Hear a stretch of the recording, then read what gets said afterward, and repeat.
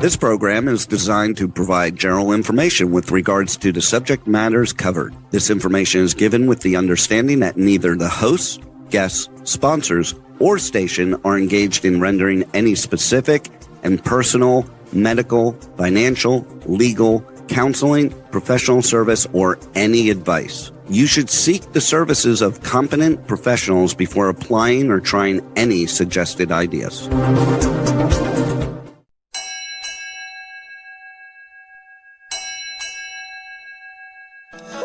Ahoy! Captain David Gallimore welcomes you aboard the Regenerate Show, live Mondays, 10 a.m. Pacific on K4HD Radio at k4hd.com.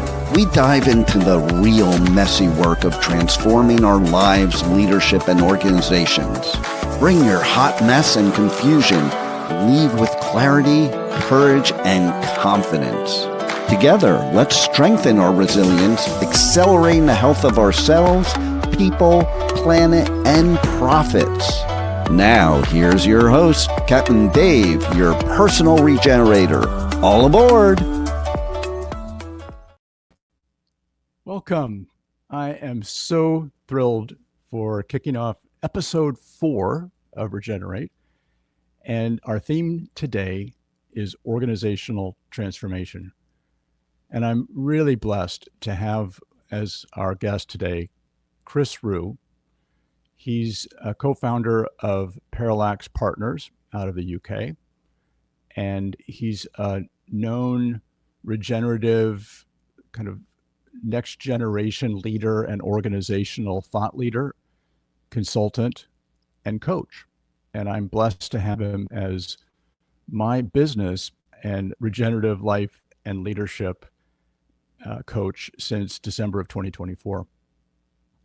You know, this is going to be a bit of a different show than we've had.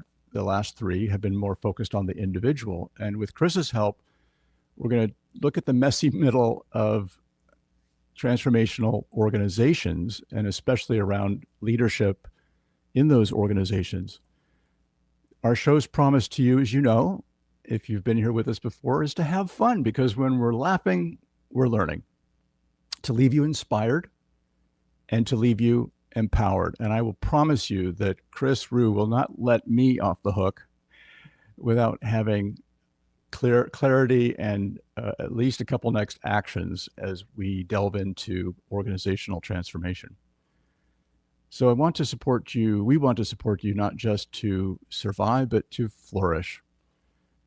And I invite you to grab some paper, digital or old school paper, and a pen, so that you might be able to review a few notes and take some next actions. And so I'd like to at this time welcome Chris Rew from Wales. Chris. Thank you very much, David. It's a real pleasure to be here. And yes, I am in the wonderful country of Wales. We moved over here. I'm not hearing in Chris. August of last year. Hello? Oh, I'm there you are. I'm hearing Chris. Great. So sorry, you're back. And the joys of the Welsh weather, being winter, of course, we do like our rain over here. So it has been throwing it down fairly recently, but it is a beautiful country. I'm very blessed to be here. And we moved over here as part of our own personal transformation, interestingly enough. So we have lots of time to think and regenerate ourselves. So we're trying to practice what we preach. Yes, and I'm sure your dog River is just suffering mightily with not enough outdoor adventures and animals to go chase and explore. Indeed. Yes, no, she's exercising my voice because she can now run over glorious. I have a great fortune of being within the body of a 250-acre farm, not mine, I hasten to add, but we have the ability to roam across it, and therefore I am shouting across the fields on many an occasion, River, come on back. So, she does seem to rather like exploring, but there we are. No, recall isn't too bad on occasion, but there we are. Well, good on you to have you and Sarah, your wife, who's just, what a delight, get to read her work around kind of tutor, and I understand you're quite involved with tutor reenactments and tours. It's a fascinating part of English history.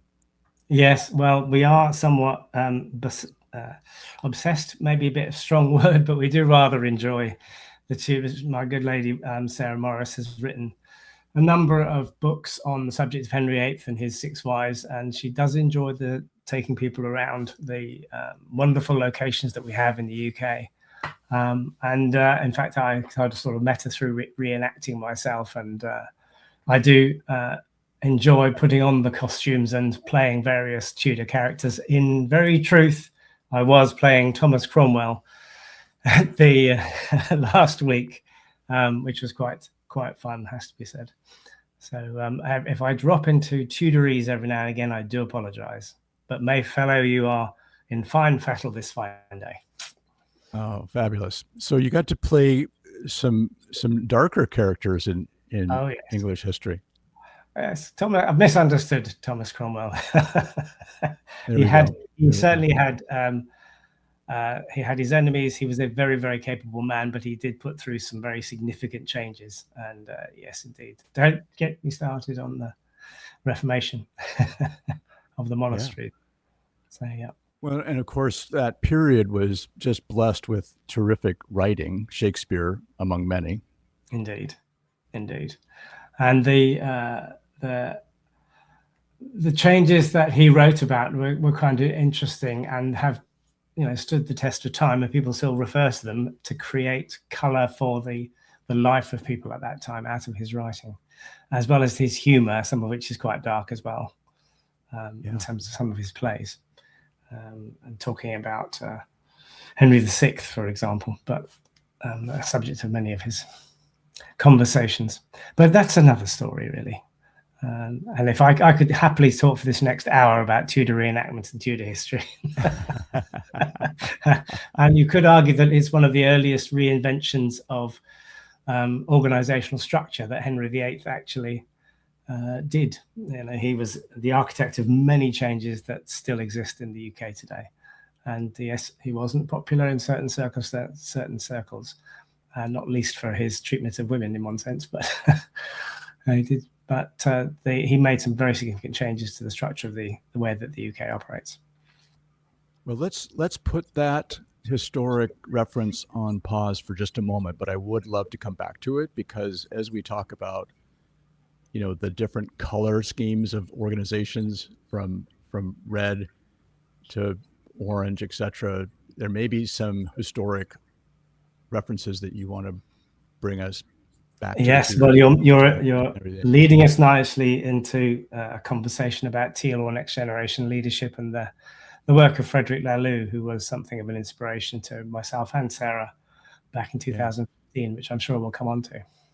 Yep. So before we do that, I would be remiss if our listeners didn't get a chance to get to know just maybe a little bit deeper for 5 or 6 minutes. So sadly, time is never our friend on a 50-minute radio show. But what's that one thing, Chris, that you love to be or do that just gives you the most joy in your life? Well, if you'd have asked me about 5 years ago, it would have been talking about skiing and throwing myself off mountains for no other reason than for fun, because it's just an absolute, you can't think about anything else when you're looking down a great slope. So I do enjoy that immensely. But I say 5 years ago because that was about the last time I went skiing. And having been obsessed with making our move to transform ourselves to come to Wales, that's sort of occupied our time. But I do enjoy being out in the air. I wanted, when we moved, to be close to a beach so that I could enjoy the outside and the outdoors, the great outdoors. So it does give me great joy. And walking both with my good lady wife, Sarah, and the dog, and walking out and enjoying the countryside and enjoying meeting people, which is part and parcel of what I've done really all my life, essentially. Yeah, I mean, you're getting to meet new neighbors, new ways of living.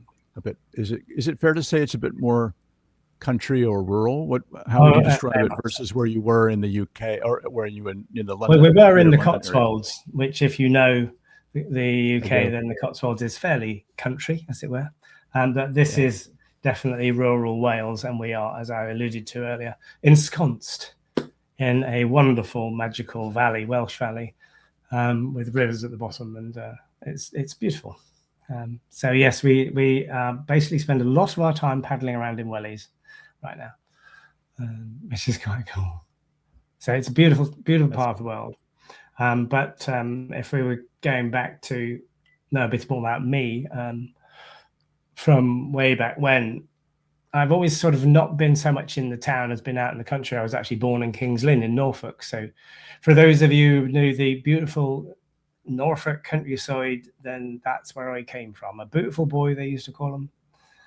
And it's again a big country area full of Tudor history. Don't get me started. And we used to spend a lot of our time going around these things when I was a child, which is probably where I got some of my historical interest from. And spent many a happy day visiting those various sites, but then went off, had a career in the pharmaceutical industry for about 20 odd years, from carrying a bag all the way up to senior management. And I had a choice at one point of, do I actually stay in the corporate playground and be an MD flying backwards and forwards across the pond effectively, and or at least spending 80 to 100 days a year on a plane between various suppliers? Or I, at the time, had a 3-year-old daughter, and do I really want to spend more time with her? So maybe I should set up a business, which is what I did. I was asked to assist setting up a coaching business. So I went and joined a particular company, set that up, and haven't really looked back since. So I've now been coaching longer than I've worked in corporate industry. So January 2001 was when I became a coach, set up a coaching business. So it's 25 years now, after 20 odd years of working in the pharmaceutical industry. I know. I don't look 27, do I? I mean, what can I say? You started when you were 12. I get it. That's it. So one of the stories that I really appreciated about your origin story, Chris, was that you did come from a successful corporate experience, and for life choice, living your values, your family, you decided to become an entrepreneur. And so you've been successful in pivoting from the corporate crazy, I like to call it. And as a fellow road warrior, I know what it's like to be on the road 100%. It's not your best dad energy when you get home after 4.5 days on the road. So good on you to have made commitment to your daughter and your wife and yourself. Those are not easy choices, because you make really good money in the corporate world. And in the entrepreneurial world, it's definitely a roller coaster.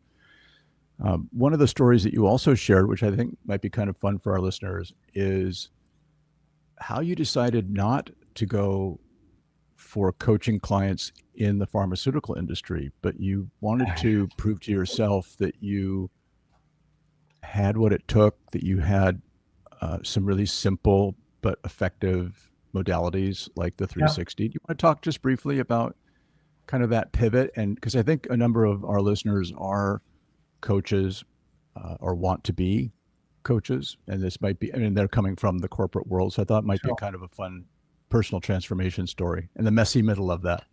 There is the messy middle is, it's all based around ego, isn't it? So yours truly was sitting there with a 40-odd-year-old individual thinking, okay, I'm going to make this happen, but how can I do that in a manner that will give me energy and regenerate myself, such that I am feeling powerful and engaged in that conversation?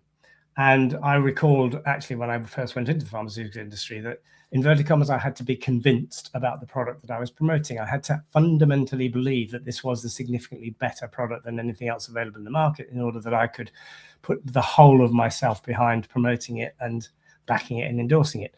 So I wanted to recreate the same sense of, you're buying me because Chris Rew is the product, if you like. And if you step out of that corporate crazy and you go across the apparent cliff, but it is only an apparent one, because of course you have agency, you can do stuff.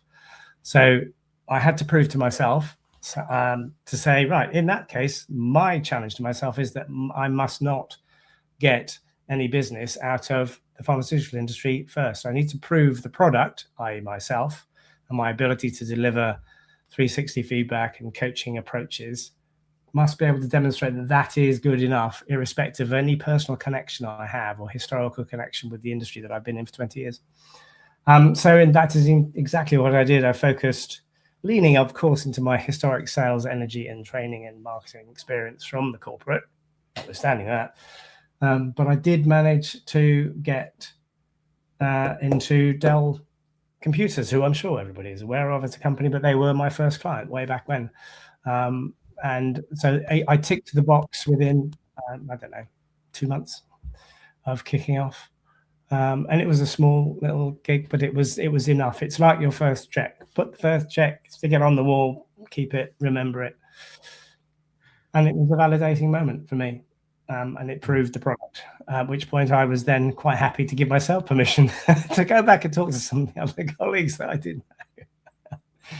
And, you know, over the years, I've done obviously quite a lot of work in the healthcare industry because I have a natural bias into that space anyway. And we work quite a lot with biotechs, interestingly enough. Yeah. And so many clients, I think, appreciate that you understand their language, their cultures. It gives you an immediate shorthand to be able to communicate effectively. Yeah. Well, I love that story. And the fact that you prove to yourself, and then once you get on the boards, right, replicate that. Bravo you. So we've got about 10 minutes, Chris, before the commercial break. And this is the opportunity maybe to pivot now toward this notion of transformational organization. And I don't know what you think, my friend, but I'm thinking if we just did a bit of a primer for our listeners on what has been the developmental stair step, if I can use that analogy, or the spectrum of different organizational types leading up to Teal. And we want to talk just a little bit about Teal. And then after the break, I'm thinking it'd be fun to talk about what you've seen as some of the challenges of making a transition or a transformation from, can I call it, command and control, kind of a lot of existing organizations are trying to be more next generation, but they're kind of putting lipstick on a pig, if I can be blunt. Yeah. So do you want to talk just a little bit about that Certainly. history? And let's bring in the tutor. What did Henry VIII do at some point? Well, I may just be able to do that because the spectrum effectively was illustrated by this work by Frederick Laloux, wrote a book, Reinventing Organizations, in 2014-15. And in fact, the very book I have here. And it is effectively applying the Richard of York gave battle in vain, i.e. the rainbow colors, to red, orange, yellow, amber, etc. And he applied these colors across the spectrum of how organizations develop their consciousness, effectively their effectiveness in leadership. So the most relevant ones were he looked over a period of centuries and decades and years, as opposed to hours and minutes, if you like, and went all the way back to, if you like, earliest colors, which actually weren't even on his earliest radar. But if we think about how families were brought together, they were brought together as units, and the whole purpose of the family was to forage, get food, and survive. If you go all the way back to 100,000 years plus ago. And so there wasn't that much need for management leadership too much. There was a little inter-tribe, if you like, inter-family ructions on the borders, if you like, but everybody was really looking out for themselves and trying to keep the family unit together. There was relative equanimity in one perverse sense between everybody. But what then happened is human beings being human beings, realized that there was power to be had and grabbed, and there were therefore various ways of doing that. And the red, if you like, end of that spectrum would be if I basically take control and manage by fear and organize and control you, by which if you don't agree with me, I'll simply chop your head off, then that would be a quite effective way of leadership. it was terrorizing people. Attila the Hun, it would, if you like, be a red type approach. And you still see that strategy applied in certain strata of society even today, and that the failure, the price of non-conformance in those organizations is pretty terminal. So that's a structure, if you like, of leadership that people do today. But what we're trying to get, I would say, without being political, there's a number of dictatorships or becoming dictatorships all over the world that use that predator-prey management style. If you're with me, loyalty, oaths. If you're not with me, you're gone. Yes. And of course, the premise of that is entirely ego-based, and it's centered around the leader and the leadership strategy being right. And there is no concept of the other. So if you move from keeping that red space, if you like, to the left-hand side of a rainbow, red, amber, yellow, green, and teal, which is where we're going across the spectrum, if you like. So the red space is this Attila the Hun, if you like, type piece. If you move into the amber orange type level, you're moving into a sense where consciousness is shifting, and that people get a sense of the other, that the other actually exists and might have something to contribute. However, they're still being led, and they're still being led by a hierarchy. What people have learned from the red situation is that if I keep on chopping off heads, people tend to stop liking me after a while. And also I tend to lose my leadership, which isn't really that effective after a period of time. So maybe I can do something rather better and more productive. And so the idea, if you like, of styles that emerge that are more contributory come to the fore, and you end up with more towards a command and control, but we're not trying to kill each other if you don't agree with me. So that command and control piece really was in operation, having moved away from the red of the likes of tribal warfare into the last 1,000 years, and you got that much more into the Henry VIII type absolute command and control. He was pretty good with the axe, though, to be fair, so he did use quite a bit of fear, effectively, in getting rid of his enemies one way or another. But that said, the closer you come towards today, people are then starting to take more and more notice of the way that we actually lead and engage people and get people to do what we want to do. So would you say, Chris, that historically maybe Henry VIII was a bit of an organizational innovator and used roles and hierarchy? Well, he had a hierarchy all around him, but it was the feudal it was the nobility system that he used quite effectively, but it was very much in a red way, I would suggest. It really wasn't in a very empowering way, let's say. I mean, the principle of meritocracy, if you like, really appeared in the amber orange area post this time, where people recognized the value of the people around them, and that if they could motivate them and engage them to get things done, without them having to tell them every single step of the way what they wanted to do or let fear do that, then they would be more productive. They would actually get more out of those people. In order to do that, however, the fundamental, if you like, operating system that was used was still a hierarchical one. So the hierarchy principle being I down or up this pyramid, either information comes up to me and I make a decision, or I disseminate the information down, but it still sits with me. And what I found with my coaching, and Sarah was absolutely in the space, was that we were coaching people in the late 90s, early noughties, and putting them back into systems that were operating in this orange space. And very much many businesses today still operate in this command and control structure, which is a hierarchical space. And it was one of the earliest arbiters of that was the Model T Ford and Henry Ford and his systems. He really mechanized processes, and he engaged in a hierarchical structure system, which is still in operation today and broadly used today. But the challenge was, if that's a operating system that is like a PC, how do you create a Mac? How do you create iOS systems which just work and actually create meaning for people who work there? And what we realized was that it was only those leaders who, in their gift, recognized that the people around them could work far better if they were empowered and able to make their own decisions, that would be really, really helpful. So they would have to do something, which we might come back to very shortly to elaborate that continued journey.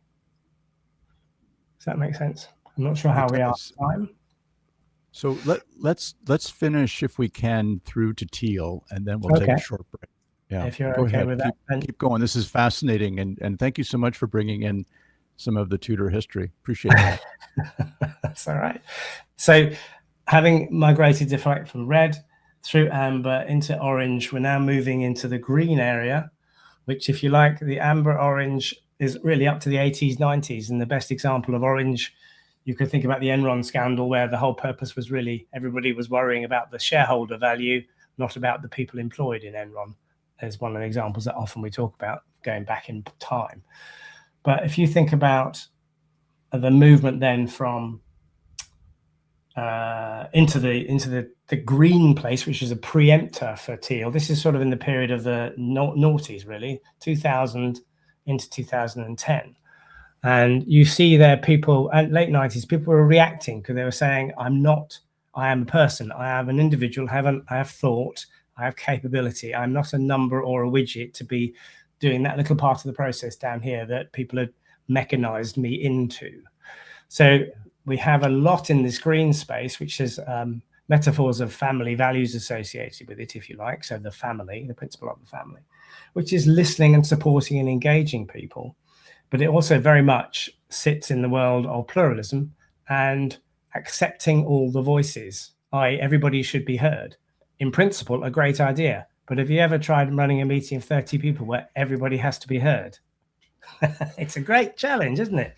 So therein in that problem lies the challenge of how do you get a situation where everybody can be heard and be considered and be pointing in the same direction from a leadership standpoint. But we can't wait for 30 people to talk. It will literally take far too long. And then by the time the 30th person's finished talking, the first two have disagreed violently with whatever was being said at 27. You need, it just gums up the works, slows everything down. So consensus management, consensus leadership has often been illustrated as relatively ineffective leadership. It slows everything down. Yes, you get everybody on the train, but the train is the last in the station of the fifth station back because everybody else has actually made it to the concert on time and there's no room now. So Teal was born out of a requirement of saying we have to change that system. And I wonder what would happen instead of having a hierarchy of leadership decisions, we had a hierarchy of purpose. And we create networks of teams who all understand their purpose independently, can work independently, knowing where they're all focused on. And maybe we might get rather better at it. And in the parallel or metaphor that's often used for that is the amoeba, i.e. that it envelops a little piece over here and it envelops a little piece over here. And it can move independently in that sense. But that's also not to say that there's a single-celled organization that hasn't got a clue what's going on. So it has its own flaws as a parallel. But so I like to think of it as more like a forest. A Teal organization is like a forest that communicates, yes. And it has this idea of seasonality and independence, but it communicates. So you remind me of some fantastic work by Giles Hutchins and around the whole role, if you like, of nature as, in one sense, as a great metaphor for the way that everything is connected. And Teal thinking next generation thing bases itself very much on the connections that an organization is very much that. It is people that are connected, and if you can actually harmonize and harness that thinking and harness the collective purpose, then you're really, really onto something. And in truth, the reason that we started in Parallax to do more organizational development and culture work was the old Peter Drucker statement, culture eats strategy for breakfast. Because if you get the culture right, then whatever strategy you choose to impart is far more likely to engage and be successful within that organization. So let's pause for the moment on this. And if you're enjoying this information that Chris has been sharing, I invite you to join the Regenerate community on Substack called Regeneration in Real Life. We'll be right back After this valuable offer, please stay tuned for more of Chris Rew's transformational organization and the messy middle of transformational leadership. You're listening to Regenerate with Captain Dave, your personal regenerator on K4HD Radio. We'll be right back. Are you feeling overwhelmed? Are you ready to regenerate and live the life of your dreams? Start the transformation now. Call Captain Dave at 253-237-2558. Stop overthinking. Again, call 253-237-2558 or go to regenerativeworldgroup.com to book a free, no-obligation clarity call. Let's get back to Regenerate right here on K4HD Radio for more life-changing transformations. Here's your host, Captain Dave, your personal regenerator. Welcome back. So if you're just now joining us, I've thoroughly enjoyed our conversation with my friend and business coach, regenerative life and leadership transformation coach, Chris Rew from Parallax Partners. Also midlife warrior, which we want to talk about near the end of the show, because I think that's a really exciting initiative that you and Sarah and others are doing in the world. So Chris is a very experienced transformational thought leader, consultant, coach. He's passionate about supporting and developing leaders beyond their current capacity. I can tell you that's what he's delivered for me, very outcome-based coaching. And we've been talking about the theme organizational and leadership transformation, and partly the messy middle of how organizational consciousness has been evolving since the tribal off with his head era of red organizations and moving our way up that spectrum to teal or purpose-driven, self-managed, evolutionary purpose kind of an organization.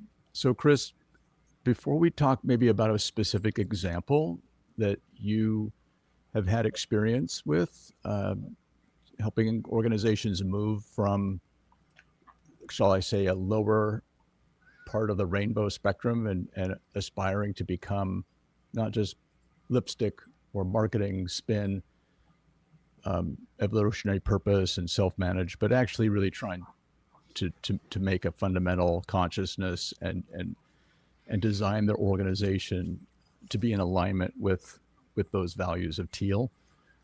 Anything that you wanted to say before we jump into a specific example about the teal organization? Only that teal is not a one-stop shop. So that it's based upon three fundamental principles of engaging with evolutionary purpose. So we're getting really clear about what it is you're doing, employing self-management techniques and approaches, and having a concentrated focus on wholeness practices. Those three principles guide the general principle of teal or next generation leadership. That said, every single organization creates its own bespoke version of that. So you may have these three headings, but how each organization interprets that is very different. And it really leans into maybe the heritage of that organization or what it supports or the way that it operates. And there are some fantastic organizations out there that illustrate these points. And I'm happy to elaborate on one or two of them. And certainly I can give you a personal experience of organizations that we've helped that might be useful. Yeah, I think putting a face on this would be incredibly helpful. And maybe if I can just start the idea of specific types of organizations as we move our way through that spectrum. So the military in most countries, would you claim that that's probably kind of reddish moving into orange territory? It's really interesting because the military is often used as an orange metaphor. However, I have a codicil to that, and that is that the military actually understand leadership and servant leadership rather better than almost anybody else. If you've ever heard the phrase of the lieutenants or depending on which side of the pond you're at, and they're the platoon eating first and the guys going first rather than the officers, then you get the idea of servant leadership. And it's not necessarily about that. You need people who are going to make strategy and and interpret strategy and deliver actions. But it's not as simple as just saying, yeah, military is all about command and control. Actually, the military are superb at leadership, and they should be. We hope they would be, and they are. And they have an awful lot of lessons. But if you look and dive deeply into it, it's so much more than command and control. It's not just, there it is, go and do it, do as you're told. No, they have to interpret, they have to react, they have to flex. And a very good partner of ours often refers to the Prussian battles in the Prussian War, where a 250,000 strong army beat a 3 million Prussian army because of its ability to be agile and move around and react quickly rather than the slow command and control orders going all the way up to the generals at the top and taking an hour or two to get all the way back down. A classic old school, but illustration of the problem with hierarchical development as opposed to local people, local colonels, local captains, knowing the main event, knowing the main purpose of what was trying to do, and they could operate for themselves to take the particular piece. So it's just not that black and white, unfortunately. But it is an interesting. I'm so glad that you reminded me of that nuance, because yes, it is quite remarkable how the military, and certainly the modern military, at least in our country, where if a commander gives you an instruction, an order, and it's not supporting the Constitution, or it's not legal, and I know there's a lot of interpretation about what is legal, but the officer or even the entry man or woman has an obligation to challenge that order. And that's very much well beyond red and orange and green, right? That's Absolutely. Really evolutionary purpose and self-managed. It is. It's empowerment. It's local empowerment and distributed leadership. So people actually have the opportunity to make a decision. Say, hey, no, don't go that way. Go this way. Otherwise, you're going to get your head blown off. Otherwise, you ended up with, you look at the civil wars and people were marching into battle because that was the order. Yeah. It was, cannon fodder. Very simple, but different examples. So coming back to leadership in the modern day, the idea, though, has some similarities. So as you come up that color band, you get to much more distributed, enabled, engaged leaders letting go of their crowns. And in fact, Ricardo Semler of Semco said exactly that. We're asking leaders to let go of their crowns, because the principle of this is asking teal leaders to raise their consciousness and massively increase their coaching skills to enable others to do their work, rather than all the decisions sitting on their shoulders and everything coming back to them. Yeah. They don't. There's an apparent loss of control is what people worry about. But actually, if you ask anybody who's gone through some delegation development, you actually find that if you've got people you're delegating effectively to, you gain control. You don't lose control. That's been my experience as a leader of high performance teams. It's really creating that environment where people can come and do their best and most creative work. And the people that are closest to the work often have the greatest innovations and insights about how to do the work with higher quality, more cost effectively, but yet coordinated so that the left hand and the right hand are working together. So you had a specific example that you wanted to share about a company that you personally had your fingerprints in helping guide them through their transformation. So there was an organization that we helped, and they adopted the principles, these next generation principles in that organization. And the short version, bearing in mind time, is that because the leader, number one, let go and enabled and recognized, and he would say, it's all about people, isn't it? Because it is. And he let people come up with their ideas. He gave them a real challenge and clarity on the purpose of why they were there, and then let some people run with it. And if this was in a biotech area, and the short version is that essentially, we'd been working with them for about 6 months, and they had gone to the extent where people were feeling that empowered and engaged that they could go off and work together. These particular group had taken themselves off to do a particular piece of work around part of the piece that they were working on, and effectively shaved 3 months off the development life cycle on their own bat without asking permission or whatever, which was just outstanding, because they felt if we do this, we do that, we do it, and they could prove the case, and then they could take that back and say, here, look at this. This is what we've done. This is how it can work, and this is what we can do. What's not to like about that? They didn't have to go up the flagpole and down the flagpole to get permission for each step of this. They've just got on and did it. And I mean, that's a very, very good example of what happens if you let people be creative, give them the outline of the football pitch and say, that's where you can play, but you can do whatever you like in it. And see what they come Chris, up with. One of the things that I have been learning from you, and as I read more of Frederick LaRue's book, which just escaped me. Reinventing Organizations. That's it. Thank you. Is how vital the willingness of the leader to kind of suck at this transformation a little bit, right? They may initially be very supportive of it because they understand intellectually everything that you've just described, but emotionally, or their identity, if it doesn't shift as the organization is transforming itself, it can blow up. Is that correct? Effectively, yes. If the CEO or the MD or the guy at the top is not on board with this, ultimately it will fall over, because they will at some point get nervous about the fact that there is something that I am not directly telling people to do, X, Y, and Z. And it's one of those things, if I see the results, fine.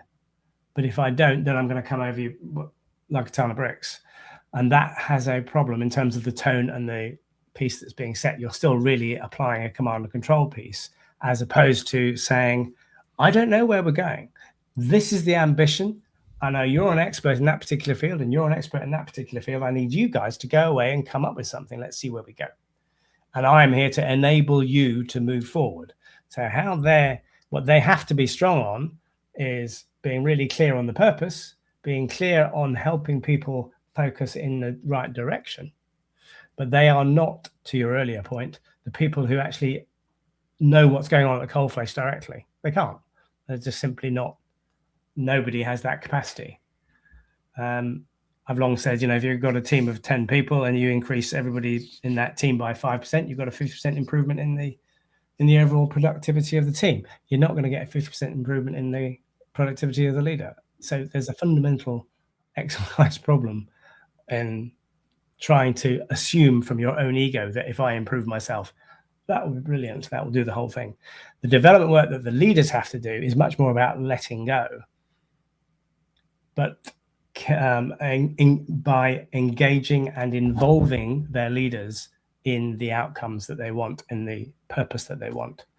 Letting go is not abdication. It is involvement and dissemination. And to that point, well articulated. Thank you so much. One of the things that you and I have been exploring together, and we have some interesting opportunities with a fast-growing software company, is this deliberately developmental organization, DDO.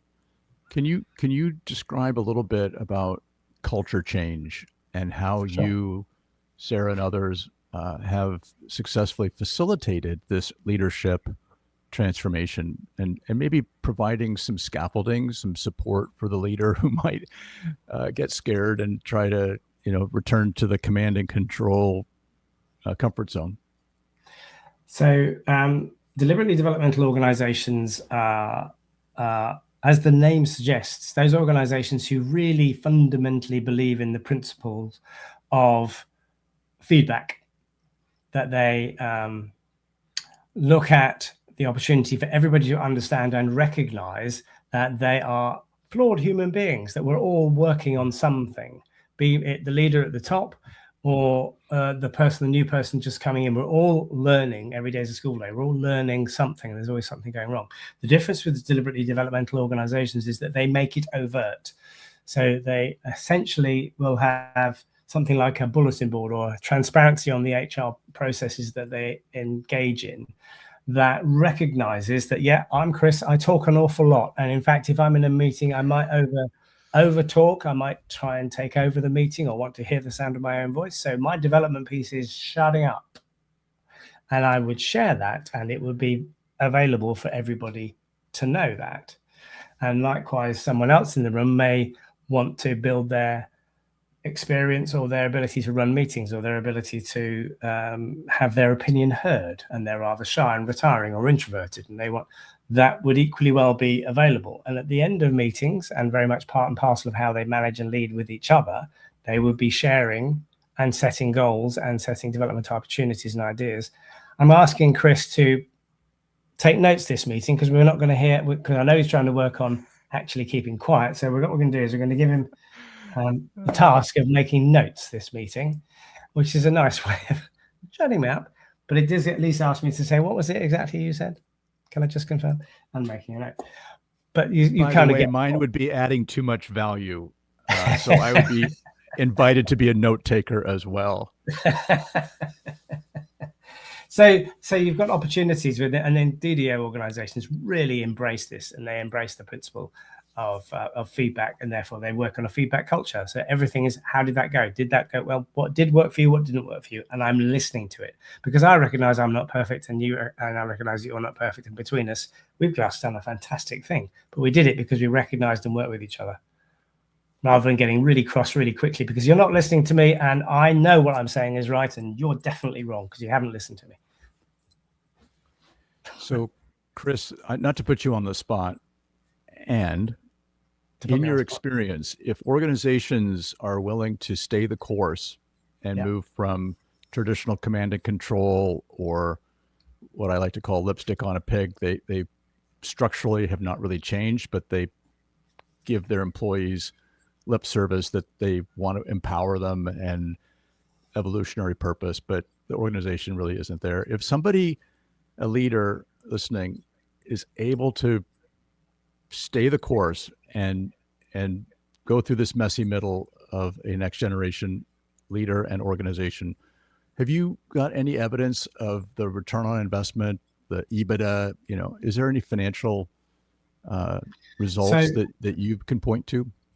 Well, all I can point to in terms of going back to that organization that I talked about, we actually calibrated because it was a part unit within a bigger organization. So I could have effectively an analysis of the original larger organization and this pilot group, if you like, of 60 odd people at the end, which is quite a big unit. But they had the autonomy, which says a lot about the leadership of the whole organization, to adopt this principle within that unit and apply it.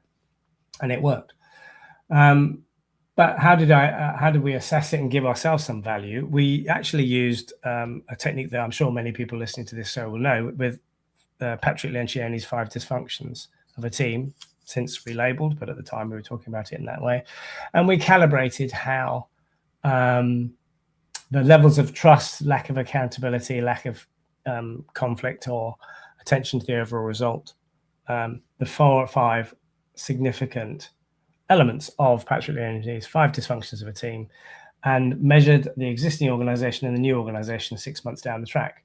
And what we were able to demonstrate was that by adopting these principles, the organization actually that we were working with improved in the area of, improved their level of trust with each other, improved their level of commitment to deliver stuff, and their level of attention to the overall result by some 15% as compared to the rest of the organization. And it demonstrated their ability. And as I earlier, the example I talked about was that they shortened the half-life, as it were, the development time for that drug to market piece, which was also very, very good. And that will translate, if you like, down at the other end of the marketplace in commercial, 3 months extra commercial under patent for that product. And that was just 6 months in. Where it went to after that, what I can tell you is that the organization ultimately pivoted towards the area that they were working on, which is quite ironic as well. That's a great result, great outcome. And Chris, we're sadly out of time, and I hope that we can invite you back and maybe include Sarah, and we'll talk about the midlife warrior program. That'd be great. Because I don't want to start something and not be able to deep dive with you on that. Hey, gang, on behalf of Chris Rew and the Talk4 Media team, this has been Regenerate. I hope that we met your expectations. If you like what you heard, please subscribe, please like and comment. We're always grateful so that the algorithm gods will smile favorably on us. And next week, we'll have a dear colleague, Yannick Lefebvre, who's a Belgian Olympian, and he's going to be talking about the messy middle of this theme beyond the podium. So it's not just about the identity as a high-performing athlete, because once you earn the medal or you've won the race, now what? So we look forward to seeing you next week. On behalf of the team, stay healthy, stay safe. We need you. Thank you for listening to Regenerate with Captain Dave on K4HD Radio. We invite you to give yourself grace and embrace the messy middle. See you every Monday at 10 a.m. Pacific Time. Until then, you got this.